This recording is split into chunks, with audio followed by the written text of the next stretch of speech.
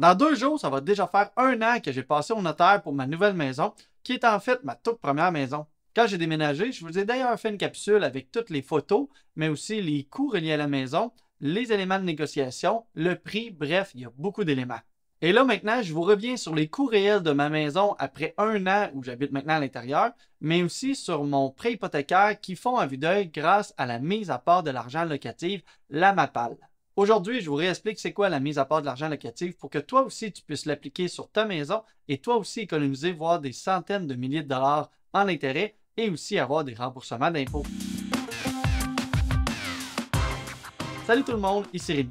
Pour en apprendre sur l'immobilier au Québec, n'hésite pas à t'abonner pour rejoindre la plus grande chaîne YouTube sur le sujet et aussi n'hésite pas à poser toutes tes questions en commentaire. Bon, je vais débuter ça en vous disant d'aller voir ma capsule d'origine sur la maison si tu ne l'as pas déjà vue. Il y a beaucoup d'infos dans cette capsule-là, je ne répéterai pas nécessairement tout ici, mais aussi je trouve que c'est une capsule qui est très inspirante. Pour vrai, je viens de la réécouter et je trouve que c'est une de mes meilleures capsules à vie, ça vaut l'écoute.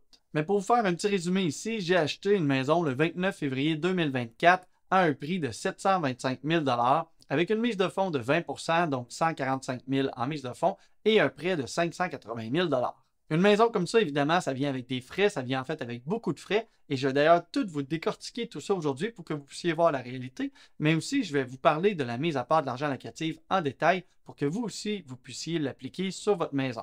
Je ne prononcerai pas tous les chiffres parce qu'il y en a vraiment eu plusieurs, mais je vais faire les calculs pour vous et je vais vous décortiquer un peu les coûts qu'il y a eu. Fait que voici un peu les dépenses qu'on a eues dans la dernière année reliées à la maison. Quand on est rentré, il a fallu faire de la peinture. On a aussi fait une mise à niveau du système d'incendie, de vol, des choses comme ça. Il y a eu de l'aménagement paysager à faire. Et ça, c'est un élément qui va être récurrent à chaque année. On a vraiment beaucoup de plantes, beaucoup de bordures. C'est très beau, mais ça vient avec un coût. On a aussi une piscine, un spa, il y a eu des frais élevés, il a fallu remplacer la machine au sel, donc c'est quelques milliers de dollars, plus l'ouverture, la fermeture, bref, il y a des coûts pour ça aussi. Et ensuite, ben, on a Hydro-Québec, donc il y a un coût quand même élevé à chaque année, et on a des assurances, et on a aussi du propane. Et là, petite parenthèse, je me disais qu'avec le propane, on payait pour la consommation. Donc, éventuellement, j'essayais de ne pas trop consommer le propane. On a des foyers au propane, je ne voulais pas trop les utiliser. Mais bref, je me rends compte que même si on brûle du propane ou non, on a quand même une facture de location pour la bonbonne de propane de 150 $ par année. Ça, c'est un frais que je n'avais pas anticipé. Je ne connaissais pas qu'il y avait une facture de location, même si on l'utilise ou non. Pour la pelouse, au lieu de prendre un contrat annuel avec un contracteur, parce que j'en ai vraiment très grand, j'ai décidé d'y aller avec l'achat d'un robot. Donc, j'ai mis ici le coût total du robot, mais évidemment, ça va être amorti au travers des prochaines années.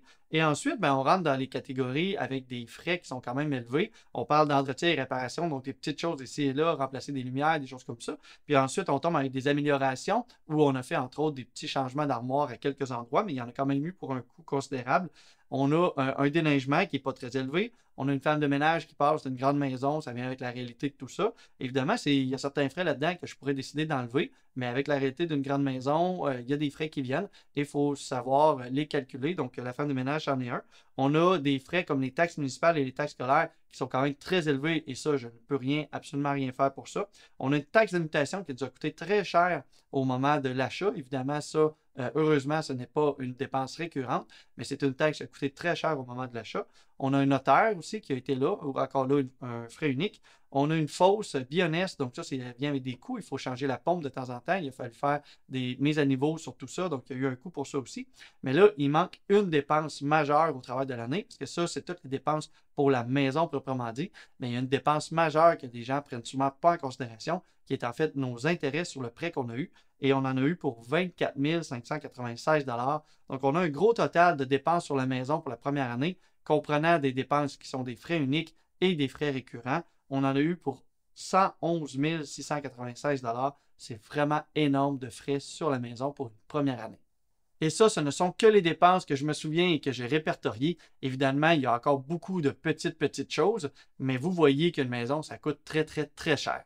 Et là, c'est vrai, dans ce gros montant-là, il y a quand même des frais de départ et des frais qui sont uniques. C'est-à-dire que ça, je ne les paierai pas à chaque année. Mais si on prend quand même les dépenses annuelles, on en a quand même pour un montant considérable qui est environ de 56 200 $. Et ce montant-là, ce n'est que des pures dépenses que je ne reverrai jamais à chaque année et aussi les intérêts sur le prêt, que je ne reverrai pas plus d'ailleurs. Tu vois, curieusement, mon montant de dépenses et d'entretien sur ma maison revient très, très, très proche du 2 à 4 % que je parle tout le temps au travers de mes capsules.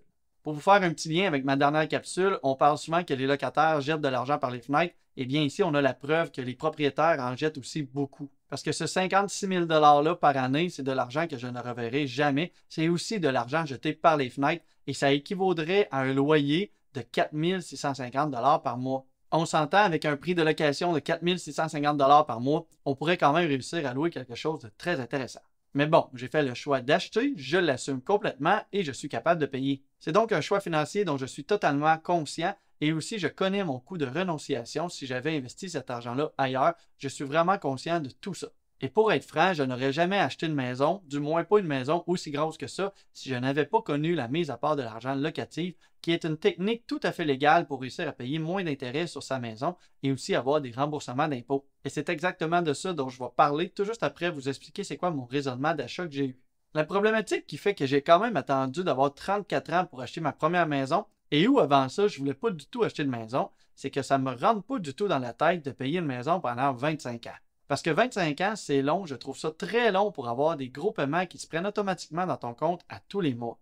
J'avais beau avoir 34 ans quand j'ai acheté ma première maison, je ne me vois pas du tout la payer jusqu'à ce que j'aille 59 ans. Pour moi, ça fait aucun sens. Je dis pas ici que c'est mauvais de payer sa maison sur 25 ans, à peu près tout le monde le fait et c'est la méthode classique. Mais pour moi, c'est complètement impensable. Surtout que les chances de rester au minimum 25 ans dans la même maison sont plutôt minces parce que selon les études officielles du gouvernement du Canada, les Canadiens déménagent en moyenne aux 7 à 10 ans selon le type d'habitation. Bref, si on vient qu'à déménager un jour, dans la forme classique, on remet notre maison sur un autre 25 ans, pour moi, il n'y en est pas question. Mais là, avec les enfants et la vie qui avance, évidemment, l'envie d'avoir une maison, eh bien, ça grandit. On a donc décidé de rencontrer un conseiller hypothécaire pour se faire préapprouver et on a une préapprobation pour un montant d'environ 1,2 million. Mais là, souvenez-vous, avec mon raisonnement, moi, que je ne veux pas du tout payer des maisons pendant 25 ans, j'ai décidé d'opter pour une autre tactique, c'est-à-dire d'acheter quelque chose de tout petit par rapport à ma capacité d'emprunt. J'ai décidé de rechercher des maisons qui coûtent seulement 200-300 000, donc on est vraiment loin de ma capacité d'emprunt totale, et avec des montants comme ça, je pourrais décider de mettre une mise de fonds de 50%, d'avoir une toute petite hypothèque et de la payer beaucoup plus rapidement en quelques années seulement. Parce qu'évidemment, c'est une très bonne tactique d'acheter en bas de sa capacité d'emprunt. C'est un très bon pas vers une bonne santé financière. Avec ma blonde, on s'est donc mis à chercher des maisons dans cette gamme de prix-là et on s'est vite rendu compte que malheureusement, il n'y a quand même pas grand-chose d'intéressant. C'est pas très chic, c'est souvent des petites maisons, des vieilles maisons ou qui sont mal situées. Bref, souvent, on se retrouve avec une maison où on est moins bien de où on était avant. Donc, c'est quand même difficile de dire qu'on va acheter quelque chose pour un peu détériorer notre situation actuelle. Comme tout le monde, évidemment, j'en suis venu à la conclusion qu'il fallait peut-être augmenter le budget, mais je voulais quand même pas aller proche de notre capacité maximum. J'ai donc décidé d'avoir un budget de 500 000 $. C'est plus élevé, mais c'est quand même pas encore la moitié de notre capacité, ce qui nous laisse l'opportunité d'augmenter un peu les paiements sur notre prêt et de payer la maison plus rapidement que ce qu'on est censé avoir avec des paiements hypothécaires standards. On commence donc à regarder des maisons plus chères, et oui, il commence à avoir des choses intéressantes, mais pour moi, j'ai aucun coup de cœur. En fait, j'ai aucune maison où je suis prêt à payer aussi cher et me dire que je vais la payer pendant 20 ou 25 ans. Et c'est là que j'ai commencé à désespérer. Parce que si j'augmente encore le budget, et on est capable selon la banque, mais oui, on va réussir à faire les paiements hypothécaires standards, mais je ne serai plus capable de faire des paiements supplémentaires, donc je vais me retrouver à payer ma maison sur 25 ans, et ça, c'est quelque chose qui ne m'intéresse pas du tout. Mais là, heureusement, il n'y a rien qui arrive pour rien dans la vie. C'est à ce moment-là que j'ai fait la connaissance de la MAPAL, de la mise à part de l'argent locatif, et tout ça m'a redonné beaucoup d'espoir. Parce que oui, ça a bien beau faire 12 ans que je suis investisseur immobilier, c'est quand même une technique que j'avais jamais entendu parler avant. Je vous résume donc en gros c'est quoi la mise à part de l'argent locatif. Ensuite, on regarde avec mes chiffres réels et après, je vous donne quand même un peu plus de détails sur comment l'appliquer pour vous. Donc en gros, grâce à la MAPAL, je suis capable de payer ma maison beaucoup plus rapidement. Tout ça grâce aux revenus bruts de mes immeubles locatifs. Je dis bien les revenus bruts. Donc, si jamais j'ai un loyer où le locataire il paye 1000 $, eh bien, je suis capable de prendre ce 1000 $-là et de payer ma maison avec. Comme j'ai beaucoup d'immeubles et que j'ai beaucoup de loyers qui rentrent à tous les mois, eh bien, je suis capable de mettre beaucoup d'argent sur ma maison à tous les mois en remboursement d'hypothèque. En fait, je viens mettre 13 000 $ par mois sur remboursement de mon hypothèque. Évidemment, ça fait que mon hypothèque a diminué très rapidement. Mais là, on se retrouve avec un gros problème, parce que je viens de prendre 1000 $ que mon locataire a payé pour son loyer et je viens de payer ma maison avec. Par contre, moi, cet argent-là, c'est loin d'être seulement un profit qui vient dans mes poches. Ce 1000 $-là, il me sert à payer les taxes, les assurances et toutes les dépenses reliées à l'immeuble où le locataire habite. Si je prends ce 1000 $-là pour payer ma maison avec, eh bien, je n'ai plus cet argent-là pour pouvoir payer les assurances, les taxes, l'hypothèque et tout ce qui vient en dépenses sur l'immeuble. Et c'est là maintenant que la MAPAL entre en ligne de compte. Parce que pour payer toutes ces dépenses-là, eh bien, je vais pouvoir utiliser une marge de crédit qui est associée à ma maison. Mon hypothèque, d'un côté, elle baisse très rapidement, et de l'autre côté, je me retrouve avec une marge de crédit qui augmente aussi rapidement. Voyons voir ici mes vrais chiffres. En fait, j'ai signé le 29 février 2024 et dès le lendemain, donc le 1er mars, j'ai fait un premier versement supplémentaire de 57 000 $ sur ma maison, qui est le montant maximum que je peux verser de façon supplémentaire sans avoir de pénalité. Donc, avant même d'avoir fait mon premier paiement, c'est comme si par rapport à une hypothèque standard, j'avais avancé de 6 ans. Boum, 6 ans sur 25 ans, déjà, ça fait une grosse différence. Et là, à partir du 12 mars, donc 2 semaines plus tard, j'ai commencé à doubler mes paiements hypothécaires à chaque semaine. Donc, mon paiement obligatoire standard de mon hypothèque était de 963 $ par semaine et moi, j'ai commencé à mettre 962 $ supplémentaires à chaque semaine. Encore une fois, c'est le montant maximal que j'ai le droit de mettre sans avoir de pénalité. Donc, après 2 semaines d'avoir acheté, eh bien, je me retrouvais à faire des paiements hypothécaires de 1925 $ par semaine. Et ça nous a permis de retrancher un autre 453 semaines, donc l'équivalent de 9 ans encore supplémentaires sur le prêt. Donc, après 2 semaines, on se retrouvait à payer les prêts en équivalent de 10 ans plutôt que 25 ans. Eh bien, ça, je vous dis, ça commence à rentrer dans mes cordes. Et là, souvenez-vous d'une chose, si j'ai réussi à mettre autant d'argent sur mon hypothèque, c'est grâce à mes revenus bruts de mes immeubles. C'est pour ça que j'ai autant d'argent de disponible. C'est pas du tout ce qui me reste dans mes poches à tous les mois. Et là, comme j'utilise mes revenus bruts et que j'ai beaucoup de liquidités grâce à ça, eh bien, le 13 janvier 2025, j'ai remis un autre 57 000 $ sur ma maison et ça m'a permis de retrancher un autre 2 ans et demi. Donc, je me retrouve à payer la totalité de ma maison en un peu plus de 7 ans et demi. Mais c'est pas fini tout ça parce qu'à chaque année civile, j'ai droit de remettre un autre 57 000 $. Donc, début 2026, je vais remettre un autre 57 000. Début 2027, je vais remettre un autre 57 000. Et après ça, boum, mon hypothèque va être payée. Et oui, 4 ans et demi, c'est le temps que ça m'aura pris pour rembourser mon hypothèque. Moi-même, je trouve ça que c'est quand même fou pour avoir remboursé une hypothèque de 580 000 $ en 4 ans et demi. Et là, maintenant, à la mi-2027, je vais me retrouver enfin libre de dette. Enfin, non, pas tout à fait, et voici pourquoi. En fait, il ne faut pas oublier que oui, je diminue mon hypothèque, mais que de l'autre côté, j'ai une marge de crédit qui grandit et qui grandit quand même assez vite elle aussi. En un an, c'est quand même fou, j'ai réussi à faire baisser mon prêt hypothécaire de 580 000 à 389 000 $. C'est quand même une baisse d'un peu plus de 190 000 $. Mais de l'autre côté, j'ai une marge de crédit qui a augmenté et qui au jour d'aujourd'hui est à 98 000 $, ce qui me fait quand même un remboursement net de 93 000 $ dans un an. C'est quand même plutôt pas mal. Et là, vous voyez bien que j'ai une dette qui grandit sur ma marge de crédit et elle va grandir encore rapidement. Donc, c'est pas vrai que rendu à la mi-2027, quand je vais avoir payé mon prêt hypothécaire, je vais me retrouver libre de dette. Mais là où ça devient intéressant, c'est que cette dette-là, en fait, c'est une bonne dette. Parce qu'aux yeux du gouvernement, c'est une dette d'investissement.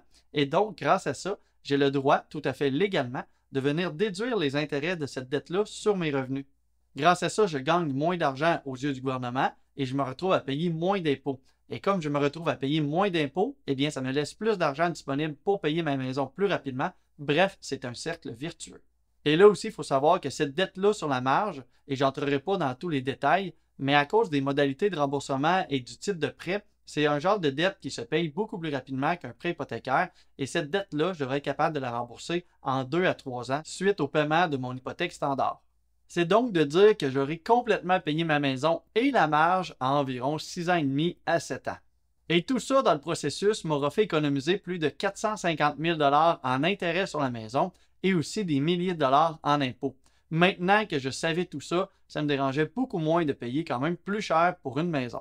Et là, je te vois venir avec ton Rémi, ça se voit bien, c'est une technique de riche, c'est pas tout le monde qui peut faire ça. Retourne chez vous, tu connais pas la réalité du plancher des vaches.